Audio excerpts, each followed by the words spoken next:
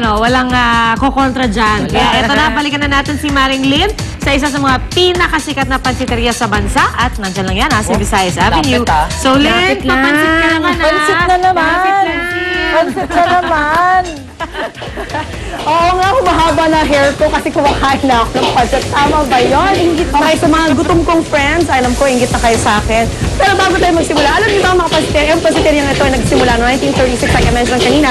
But did you know, kasi before kasi, di ba wala pa namang fast food. So, yung mga tao, para mas mabilis kumain, mabilis magluto, pansiteria ang pinupuntahan nila. Now, isa sa pinaka-popular dito ay ang Chami. Chami? Ayan, para malaman nyo kung paano tulutuin. Eto, si Melvin at saka si Jose nagluluto na. Actually, si Jose ang niluluto niya, pancit canton. Etong si Melvin, Chami naman. Basically, they have the same ingredients. It's just that mas matamis ang Chami kaysa sa doon sa pancit canton. But they have basically the same ingredients, which I will break down right now. Eto ang pansit, diba? It's actually Chami, ayan. Ito ang gulay, and then we have the shrimp, squid, we have the pork, of course we have the carrot, celery, garlic, and ito yung ayaw sabihin sa akin ni Melvin, talaga, ito yung secret ingredient nila, secret sauce.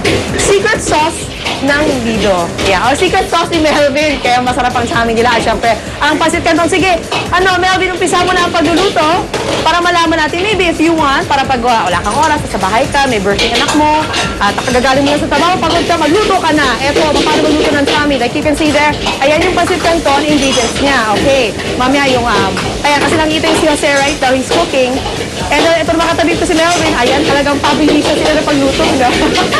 Parang may marathon. I love it! And I love that sound, yung pag nag-hit yung ladle mo with the, ano pa yan? Malakas ang apoy. I love that. Adventure pala dito sa kusina, kailangan din ang trabaho ko rito. Okay, so nauna natin yung shrimp, pork, at ang squid. Ayan. Immune na si Melvin sa apoy. So, nilagay siya ng sauce ba yan? O soup? Soup siya. Ayan, stock. At ito ngayon, nilalagay niya ang ating super special sauce. Na secret pala. Secret special sauce. Ayan, pampalasa. Yan ang pampasarap ng kanilang Chami. Actually, sa mga, di ba, sa Tagalog, you say it's Chami. Pero sa mga Chinese, Chami siya. Okay. So, ayan, nilagay na natin yung Chami, noodles. Ayan. Mabilis na actually magluto nito eh. Sabi ni Melvin kanina sa akin, it's about, well, depending on how much you have, it's about 4 to 5 minutes. So, talaga napakabilis na talaga magluto ng mga noodles. That's why, like I said kanina, before the fast food chains sprouted, ito yung talaga pinupunta ng mga tao mga pansiteria because it's easy to cook and, fast. It cooks really fast, so you can eat really fast before going back to the office. Alright, so yan, niluluto natin ang Chami. At I think yung pancit canton, luto na ang pancit canton. Sige nga, ayos na ba yan, bro? Ayos na? Okay, kasi yung mga kasama ko sa studio, gutom na. Humihingi na sila ng pansit. And since I haven't sent you any, evil laugh. Eto na. Tikman nyo na lang over the airwaves. I think you can smell it. Can you see the smoke?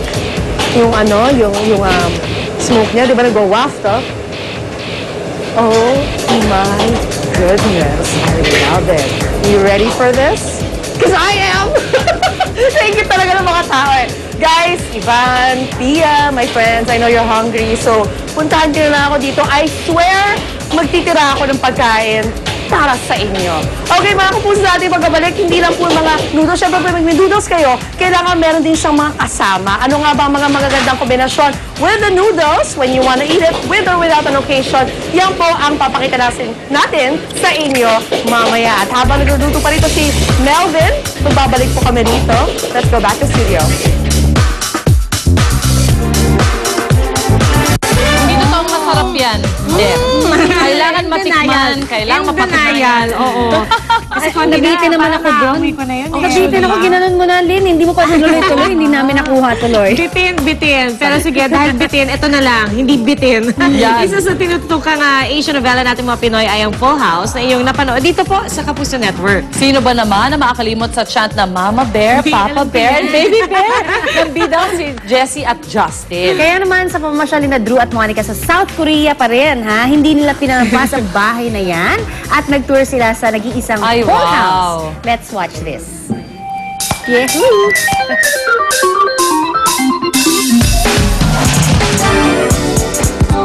Seoul, Korea. Hindi makukumpleto ang pagbisita dito kung hindi ka nakatuntong sa bahay na ito.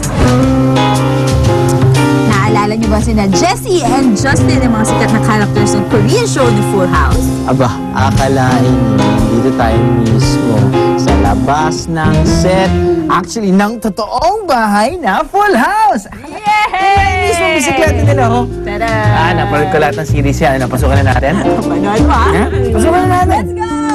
Hi, Tata Bear! Sa loob Dami ng na-iingat isang siguro sa atin. bahay. Si Mama Bear, si Mama Bear, si Baby Bear. Alam niyo ba na ang bahay na ito na matatagpuan sa Gwangyok-si area sa Incheon, Seoul, Korea ay itinayo para lamang sa telenovela Full House? Bida sa 2004 hit Korean novelang ito ang mga Koreanong aktor na si Rain at Song Hye-kyo. Ito rin ang isa sa mga highest rating Korean novela dito sa Pilipinas. Sa pagpasok pa lang dito, makikita na agad ang simple and neat na interior ng bahay. At ang kusinang ito reminds us of cute moments ni Jessie and Justin. Ito talaga si partner. Feel na feel ang Full House experience. Ayan o, nag-aaral ng script Nag-aaral ako ng script? Pwede ba? Huwag mo akong guluhin. And character. Parehas naman kay partner ni ni Justin. Parehas kayo yung superstar natin. At dahil feel na feel mo nga partner, sagarin na natin to. Hindi, tayo puli kami ng puli. Hindi naman. Sino ito? We are reliving. Diba? We are reliving the actual scenes. We are actually sitting down. Yung mismo sofa na inupuan na Jessie at Nino. Justin, galing. Sa second floor ng bahay na ito, makikita ang mga kwarto ng ating mga bida.